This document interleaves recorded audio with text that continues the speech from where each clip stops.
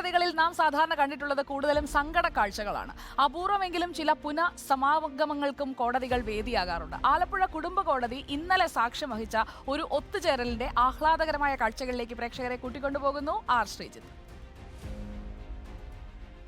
ഒരിക്കൽ വേർപിരിഞ്ഞയിടം, അന്നൂർന്നുപോയ കൈകൾ കോർത്തുപിടിച്ച് 14 വർഷങ്ങൾക്കിപ്പുറം അവർ പുതിയൊരു പ്രയാണം ആരംഭിക്കുന്നു. വേർപിരിയുമ്പോൾ പിഞ്ചുകുഞ്ഞായിരുന്ന മകളുമുണ്ടിപ്പോൾ കൂടെ.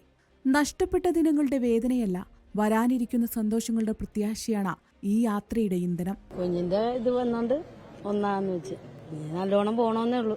കൊച്ചിന്റെ നല്ല രീതിയിൽ കുഞ്ഞിനെ വളർത്തി എന്റെ ഭാവി നോക്കണം, അത്രേ ഉള്ളൂ. കൊച്ചിന്റെ ആവശ്യത്തിന് വേണ്ടിയിട്ടാണ് നമ്മളത് ഒന്നിച്ച് താമസിക്കാൻ തീരുമാനിച്ചു.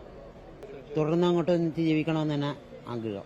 ആലപ്പുഴ സ്വദേശികളായ സുബ്രഹ്മണ്യനും കൃഷ്ണകുമാരിയും 2006 കല്യാണം കഴിച്ചത്.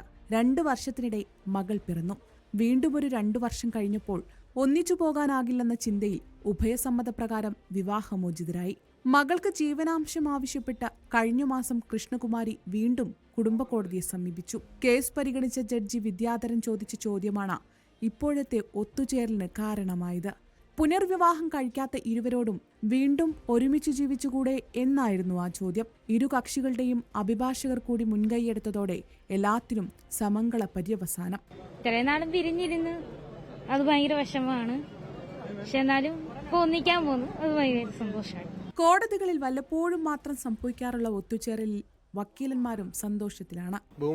കുടുംബ കോടതി ജഡ്ജി ശ്രീ വിദ്യാധരൻ സാർ, അദ്ദേഹം വളരെ എഫേർട്ട് എടുത്ത് ഇവരെ രണ്ടുപേരെയും ഒരുമിച്ച് വീണ്ടും പുനർവിവാഹം നടത്തണം എന്നുള്ളൊരു നിർദ്ദേശം കക്ഷികളോടും അതേപോലെ തന്നെ അഭിഭാഷകരായ ഞങ്ങളുടെ മുന്നിൽ വെക്കുകയും ചെയ്തു. ദാമ്പത്യമെന്ന ജീവിതഗാനത്തിൽ ഇടയ്ക്ക് രാഗവും താളവും തെറ്റാം. തിരുത്തലിലൂടെയാണ് ആ ഗാനപ്രവാഹത്തിന്റെ ഒഴുക്കെന്ന് കവി.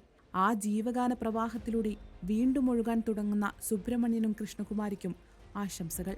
റിപ്പോർട്ടർ, ആലപ്പുഴ.